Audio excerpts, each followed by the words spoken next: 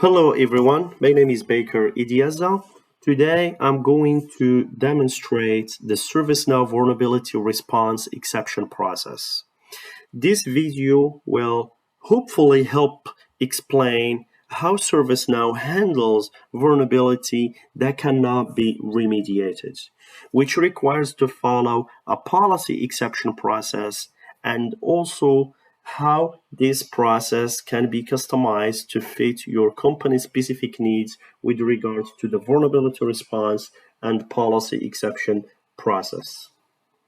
For this demonstration, we can use an example of a vulnerability to be a software patch that is not ready because the patch has not been fully tested. Therefore, the remediation owner is going to request a policy exception to defer deployment of the patch until testing is complete.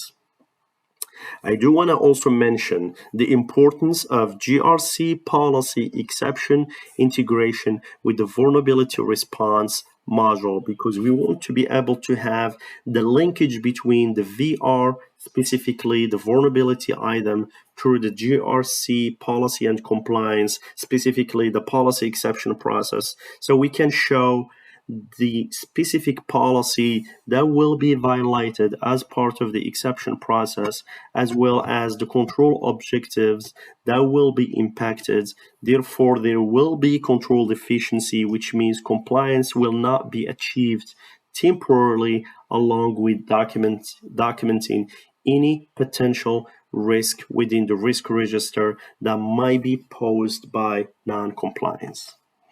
And also for today, I am on the San Diego release of ServiceNow with vulnerability response version 16.2.1.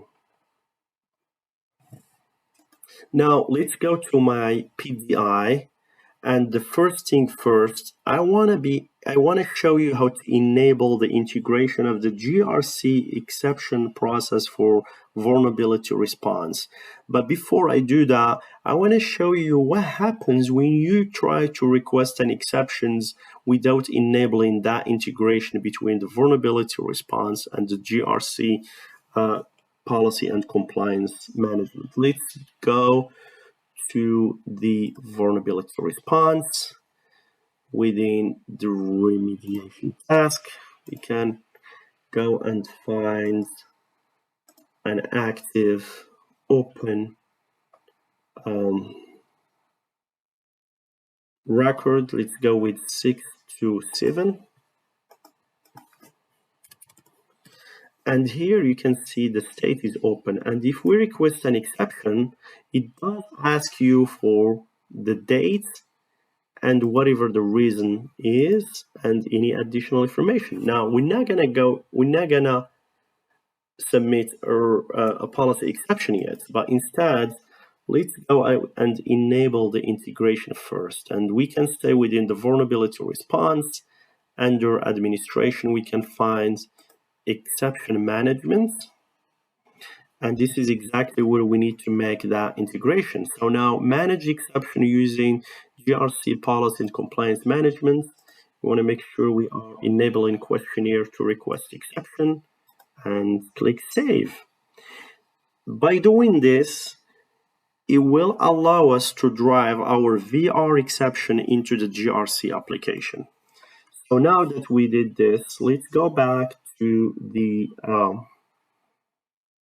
remediation task and go back to the same record, which is ending 627, which is right here. Now, if we request exception, you can see the difference now. Now it's actually pulling the policy that's tied to this remediation item, or this vulnerability item, which is the vulnerability management policy. Now, if this is not the appropriate policy, you can always click on search and select the appropriate one. Let's go ahead and select also the control objective. And for valid until, we can do until the end of the week. And the reason, we can say fixed and available.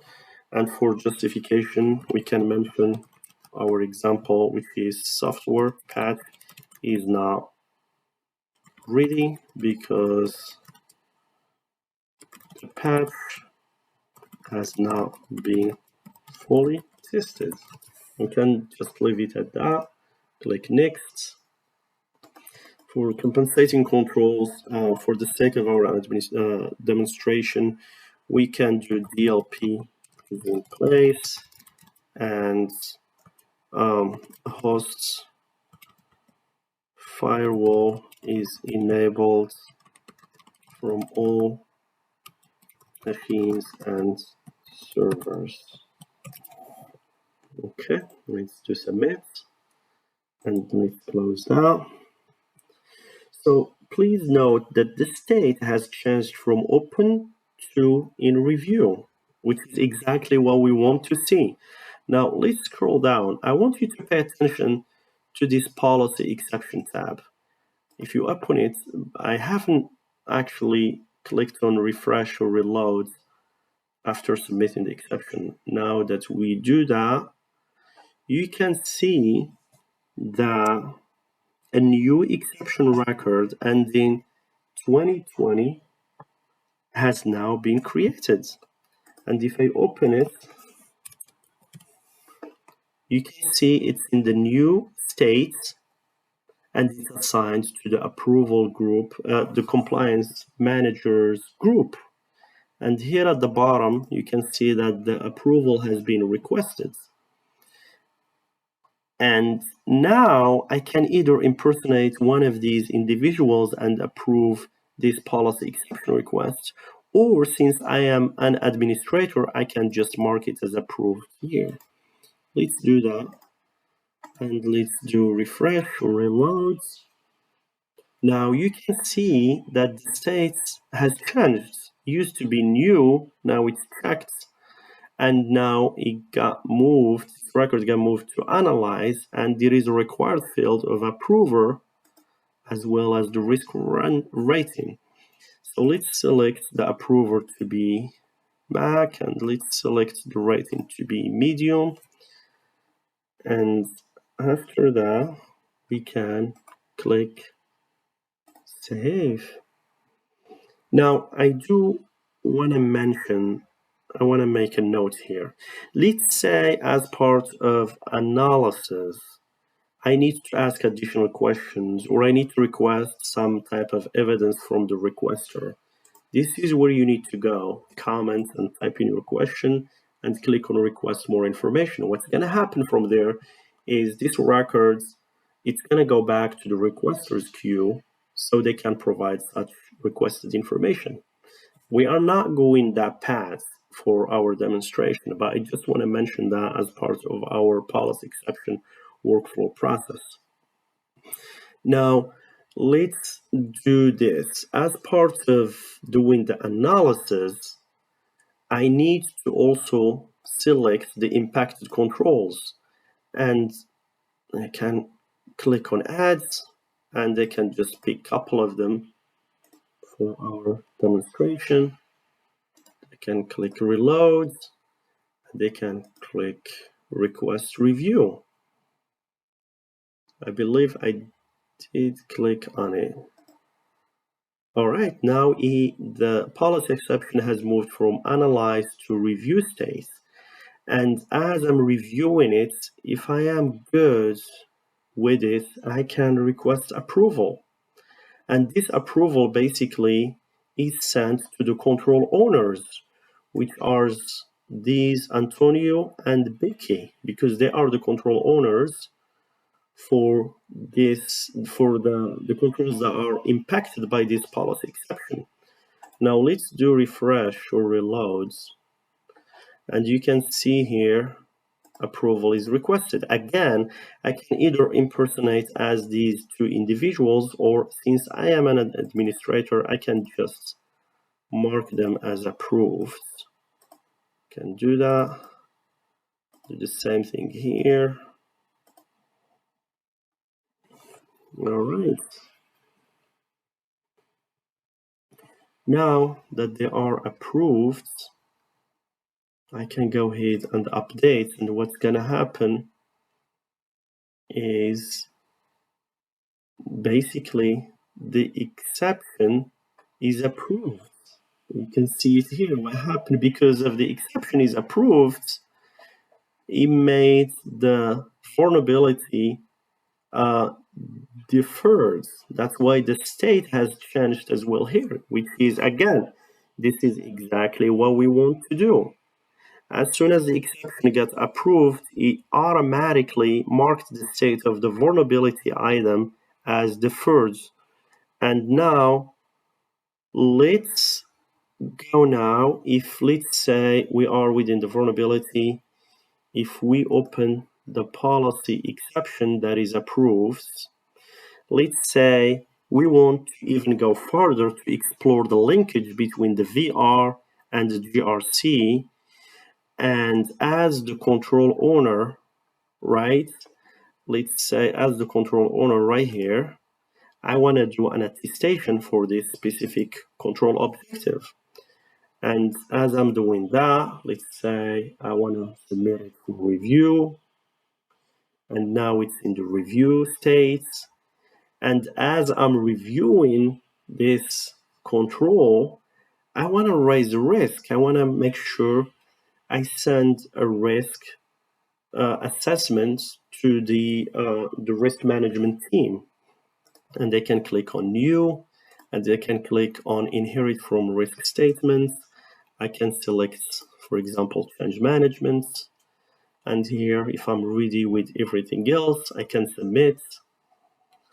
And now you can see risk is now added to this control objective as part of doing the review. And now I want to move this control to the monitoring state and just kind of monitor it from there. Now, what I want to do, I want to go back to the policy exception, right? So now, and from here, what I want to show you is I want to show you that, hey, this policy exception that's approved, it has linked to two controls objective, which one of them we did the attestation and we moved it to the monitoring state. And guess what? There is also a risk that is associated with this policy exception, which can be found here. And if we click on it, it's actually created a risk within the risk register. It's ending in 062. And you can see it's assigned to the risk assessment team for review and assessing the risk and so on. So let me go back to here. So now what I want to show you, let's go back. Remember, this is the risk, right? Again, it's ending in 20062. And if I want to go to the risk register so I can show you that, hold on, let me go to the risk register. And let's go to the overview and kind of show it from the dashboards. There we go. And if we go to, it's part of the project, and we know the number, it's ending with 62. And here you go. This is the actual risk. Now it is within the risk register. And if I open it, it's right here. So basically, in summary, it all started with a vulnerability item that cannot be remediated, in which we requested a policy exception for. And as part of the policy exception process, we called out the controls that got impacted by this vulnerability, which triggered the control attestation. And as part of reviewing one of those control objectives, we have identified a new risk in which got created within the risk register in our IRM. So this is the relationship I was talking about in the beginning between the VR and the GRC, which consists of a policy and compliance, a policy exceptions, controls, and the risk register within IRM. And that's my demonstration. I hope you find this helpful, and thank you so much.